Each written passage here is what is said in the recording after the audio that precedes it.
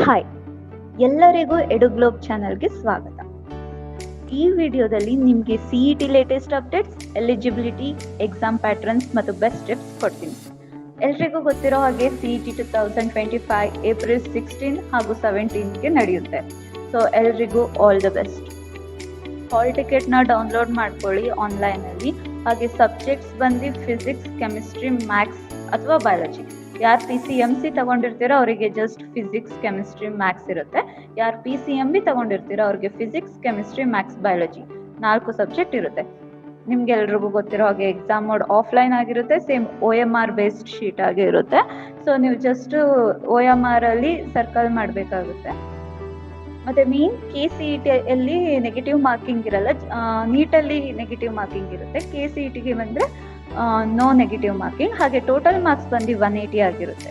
ಇದು information KEA website ಅಲ್ಲಿ kea.kar.nic.in ಈ ವೆಬ್ಸೈಟ್ ಅಲ್ಲಿ ನಿಮಗೆ ಅಫಿಷಿಯಲ್ ಡೀಟೇಲ್ಸ್ ಸಿಗುತ್ತೆ. ಹಾಗೆ ಎಕ್ಸಾಮ್ ಪ್ಯಾಟ್ರನ್ ಮತ್ತೆ ಮಾರ್ಕಿಂಗ್ ಸ್ಕೀಮ್ ಹೇಗೆ ಅಂತ ಈಗ ಹೇಳ್ತೀನಿ. ಫಿಸಿಕ್ಸ್ ಬಂದು 60 ಮಾರ್ಕ್ಸ್ ಇರುತ್ತೆ. ಕೆಮಿಸ್ಟ್ರಿ 60, ಮ್ಯಾಥ್ಸ್, ಬಯಾಲಜಿ ಎಲ್ಲ ಸಬ್ಜೆಕ್ಟು 60 ಮಾರ್ಕ್ಸ್ ಇರುತ್ತೆ. ಟೈಮ್ ಪೀರಿಯಡ್ ಬಂದ್ಬಿಟ್ಟು 80 ಮಿನಿಟ್ಸ್ ಪರ್ ಸಬ್ಜೆಕ್ಟ್ ಆಗಿರುತ್ತೆ. So no negative marking. So ನೀವು ಯಾವುದೇ ಕ್ವೆಶನ್ ಕೂಡ ಬಿಡಬೇಡಿ, ಯಾಕೆ ಅಂದ್ರೆ ನೆಗೆಟಿವ್ ಮಾರ್ಕಿಂಗ್ ಇಲ್ಲದೆ ಇರೋ ಕಾರಣ ಅದು ಆನ್ಸರ್ ಸರಿ ಇರಲಿ ತಪ್ಪಿರಲಿ ನೀವು ಎಲ್ಲ ಕ್ವೆಶನ್ಸು ಅಟೆಂಡ್ ಮಾಡಿ, ಯಾವುದು ಕೂಡ ಖಾಲಿ ಬಿಟ್ಟು ಬರಬೇಡಿ. ಈಗ ಬೆಸ್ಟ್ ಸ್ಟಡಿ ಟಿಪ್ಸ್ ಅಥವಾ ಲಾಸ್ಟ್ ಮಿನಿಟ್ ಸ್ಟ್ರಾಟಜಿ ಹೇಗಿರಬೇಕು ಅಂತ ಈಗ ಹೇಳ್ತೀವಿ. ಏನಿಲ್ಲ ಸ್ಟೂಡೆಂಟ್ಸ್, ಪ್ರೀವಿಯಸ್ ಇಯರ್ ಪೇಪರ್ಸ್ನ ಸಾಲ್ವ್ ಮಾಡಿ. ಪೇಪರ್ಸ್ ಅಂದರೆ 2019 to 2024 CET ಪೇಪರ್ಸ್ ಬರುತ್ತೆ ನೋಡಿ, ಅದನ್ನು ಪ್ರಾಕ್ಟೀಸ್ ಮಾಡಿ.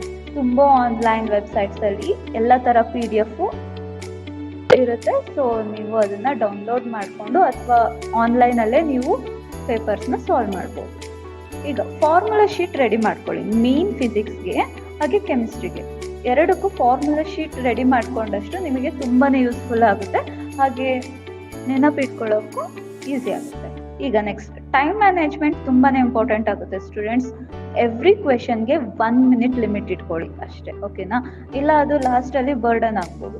ಮತ್ತು ನೈಟ್ ಬಿಫೋರ್ ಎಕ್ಸಾಮ್ ರಿಲ್ಯಾಕ್ಸ್ ಮಾಡಿ. ಯಾವುದೇ ಕಾರಣಕ್ಕೂ ನೈಟ್ ನಾಳೆ ಎಕ್ಸಾಮ್ ಇದ್ದಂಗೆ ಇವತ್ತು ರಾತ್ರಿ ಓದಬೇಡಿ ಸ್ಟೂಡೆಂಟ್ಸ್, ಬಿಕಾಸ್ ತುಂಬ ಮೈಂಡ್ ಸ್ಟ್ರೆಸ್ ಆಗುತ್ತೆ. ಸೊ ನೀವು 2 days ಅಥವಾ 3 days ಮುಂಚೆ ಎಲ್ಲದೂ ಓದ್ಕೊಂಡು ಇವತ್ತು ಎಕ್ಸಾಮ್ ಇದ್ದರೆ ನಿನ್ನೆ ಪೂರ್ತಿ ರಿಲ್ಯಾಕ್ಸ್ ಆಗಿ ರೆಸ್ಟ್ ಮಾಡಿ ಸ್ಟೂಡೆಂಟ್ಸ್. ಯಾವುದೇ ಥರ ಸ್ಟ್ರೆಸ್ ತಗೋಬೇಡಿ. ನೈಟ್ ಪೂರ್ತಿ ಓದಕ್ಕೆ ಹೋಗಬೇಡಿ ಸ್ಟೂಡೆಂಟ್ಸ್. ಪ್ರಾಪರ್ ಸ್ಲೀಪ್ ತಗೊಳ್ಳಿ. ನಿಮಗೆ ಇನ್ನೇನಾದರೂ ಡೌಟ್ಸ್ ಇದ್ದರೆ ಕಮೆಂಟ್ ಸೆಕ್ಷನಲ್ಲಿ ಕೇಳಿರಿ. ಹಾಗೆ ನಿಮ್ಮ CET ಮಾರ್ಕ್ಸ್ ಬೆಟರ್ ಆಗಬೇಕು ಅಂದರೆ ಲೈಕ್ ಬಟನ್ ಹಿಟ್ ಮಾಡಿ, ಓಕೆನಾ? ಮಿಸ್ ಮಾಡಬೇಡಿ ಸ್ಟೂಡೆಂಟ್ಸ್. ಹಾಗೆ daily CET updates, education updates ನಿಮಗೆ ಸಿಗಬೇಕು ಅಂದರೆ ಸಬ್ಸ್ಕ್ರೈಬ್ ಮಾಡಿ ಸ್ಟೂಡೆಂಟ್ಸ್.